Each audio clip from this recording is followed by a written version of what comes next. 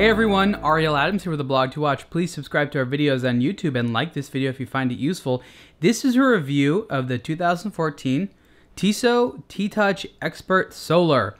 I am a long-time fan of the T-Touch collection, and chances are a lot of you out there are as well. Otherwise, you may not be looking at this video. The T-Touch collection, I believe, originally came out in 1999, a long time ago. And what it was so cool for was the fact that it had a touch screen. That's right. You pushed the T button here on the side, and I'll get to it in a minute, and you would push it, which would activate the screen and make it receptive to your fingers. And then you would touch various elements around the dial that corresponded to functions, and the watch would change to those functions, and the hands would move, and it was very, very cool. And there was a screen at the bottom here that told you additional information.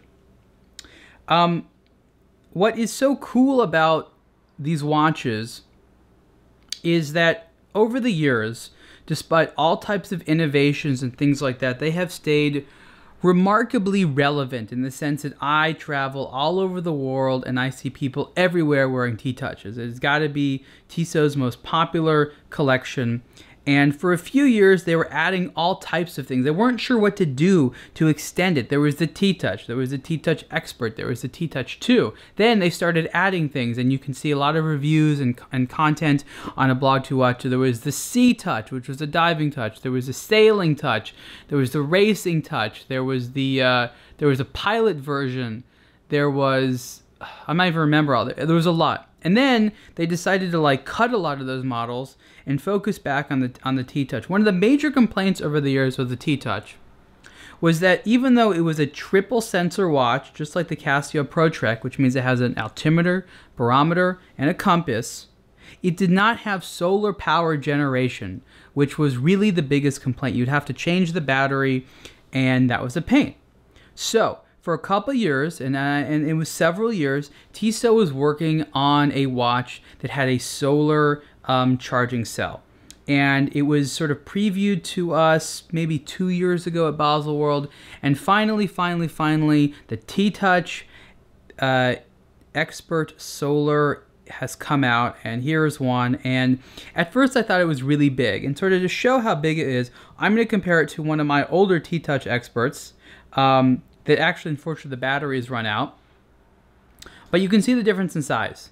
The funny thing is, from a numerical standpoint, the T-Touch Expert Solar is not that much bigger than the Expert. And actually, this one is still sold, even though this one came out several years ago. It's still a great watch. So I'm just going to sort of put these on to show you. The good news is that even though this is a large watch, it's a very large watch, it's still very comfortable. You can see the design DNA of the original T-Touch extends into the T-Touch Expert here, and then into the T-Touch Solar in an interesting way. They're very different watches, and I think that if you have this one, there's a lot of reasons to upgrade, but you don't necessarily have to upgrade. But let's just sort of put these on. So here is my my T-Touch Expert from a couple years ago, and there you can see on the wrist, it's almost 44 millimeters wide. Fits well. It's thick. The bracelet looks good. It was a very comfortable watch. I loved it. Again, it's been a little while since I've worn it, so I haven't had a battery put in. But it was a great watch. You have a rotating bezel here, navigational bezel, and you know it worked pretty well. This one happened to have this sort of carbon fiber style dial to it. Okay, so that is the original T-Touch Expert from a little while ago. And again, this is also in titanium. So here comes the larger T-Touch Expert Solar, and this one is actually, according to their site, only 45 millimeters wide. So it's basically like 1.5 millimeters bigger, but it wears a lot larger. It's longer. I don't think it's thicker. I think it actually might be a little bit thinner. It's at least the same size, if not a little bit thinner, and it definitely has wider sort of lugs. And so my concern was that it was just going to sort of wear differently. You know what? Interestingly enough, I'm weighing them. They feel almost exactly the same, and they're both titanium.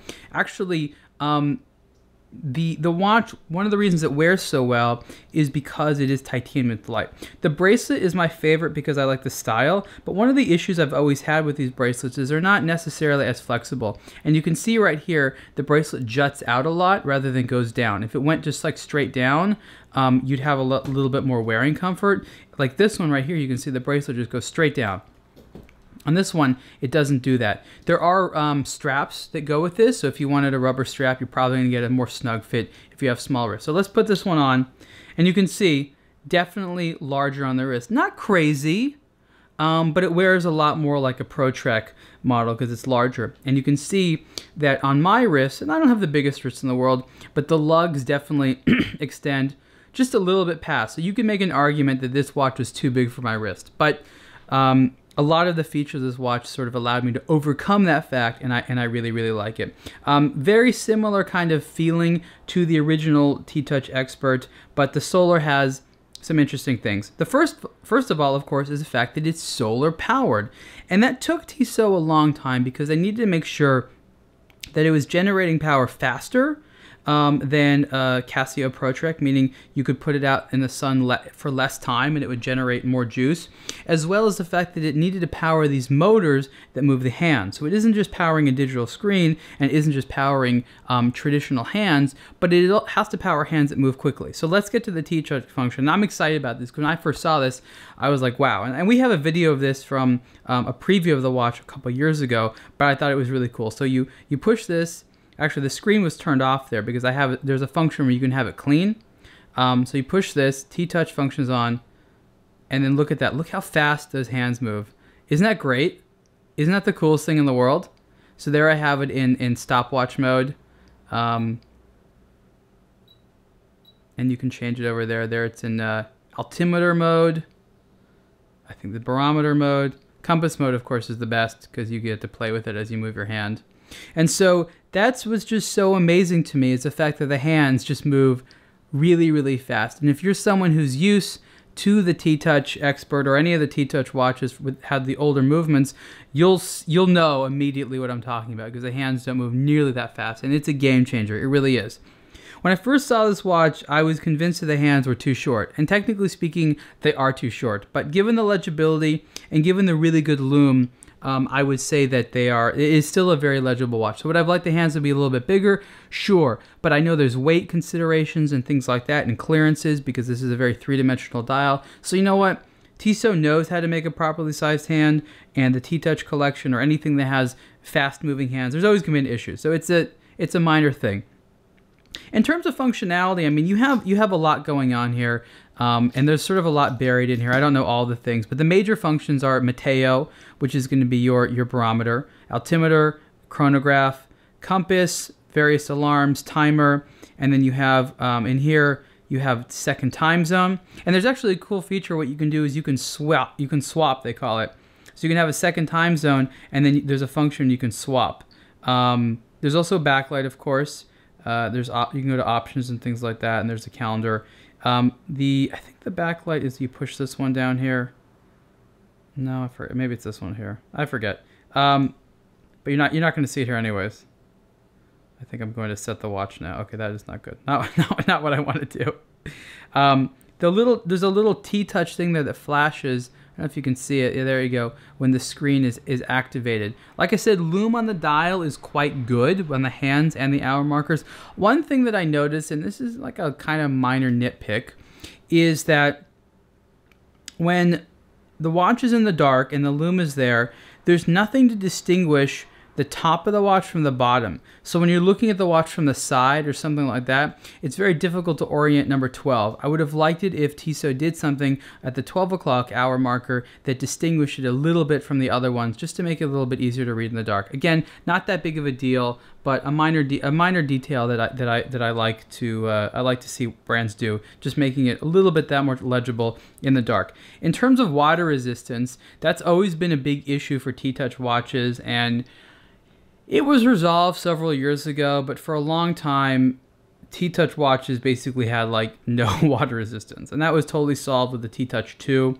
But this watch has 100 meters of water resistance, which is good. I think they said they had like 30 meters to begin with, or maybe 50, and it wasn't really working out that well, and people were swimming with it and it would break and everyone would get pissed off because Tissot wouldn't fix it. I also wanted to mention that it's not a diving watch, but there's a diver's extension in the bracelet, which gives a little give. So not necessarily sure what you use that for, because you're not diving with it, but if you're wearing a big jacket and wanted to wear the watch over, then you can do that. There isn't a lot of micro adjusting abilities in the bracelet, so fortunately for me, I was able to wear it and it was comfortable, but I can see a situation where someone would wear the watch and it wouldn't necessarily be that comfortable because they couldn't get that micro fit. So that's something to be aware of, and maybe something that if you have an issue, you could get to the one with the strap.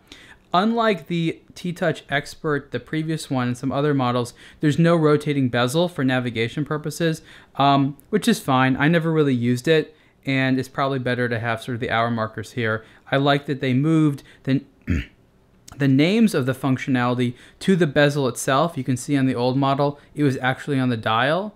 And so this dial looks so much bigger because it just has that much less on it, a little bit more minimalist. And I like that giant Tissot logo. I mean, it's like, I don't know of any other Tissot product other than maybe some other like limited production like desk clocks or pocket watches that have the logo that big, which is cool. Anyways, I'm just sort of overall excited about this, and you know, I'm always a fan of cool kind of techie watches. I remember being in college and being really into the T-Touch when I first learned about it, and I really wanted one, and so I didn't get one until I think 2008, and I've had some since, and I have to say, even though this is maybe a little bit larger than I think it should be, from a comfort perspective, from a functionality perspective, from a performance perspective, this is probably going to be my favorite of all of them, and especially because of those fast hands. I mean, that is just not going to get old for me. I just really like that. So again, couple little quirks here and there, but overall, just a really great timepiece. I think Tissot did a good job, and I hope that the T-Touch collection continues to be as successful for them. One last thing, and this is in regard to the price. The price of this ain't so bad, but it's on the higher side for, I guess you could say, a quartz digital watch. $1,250 for this version on the bracelet. I believe it's a little bit less on the strap, and there's different styles available, some dial colors and things like that. This one is said to have a blue dial, which you can tell, but if no one ever said it was blue, you could easily just think it was black. So like I said, that's $1,250. This one, the T-Touch Expert, is still sold for like not even $100 less. I think it's $1,175. So it's a little bit confusing because the prices are so similar, but I mean, if you're choosing between the two and you're concerned about spending a little bit more, I think you're going to benefit from getting a product which is like, I don't know, 6 or 7 years maybe newer, for sure. Anyways, you can see the full review on aBlogtoWatch. Thanks.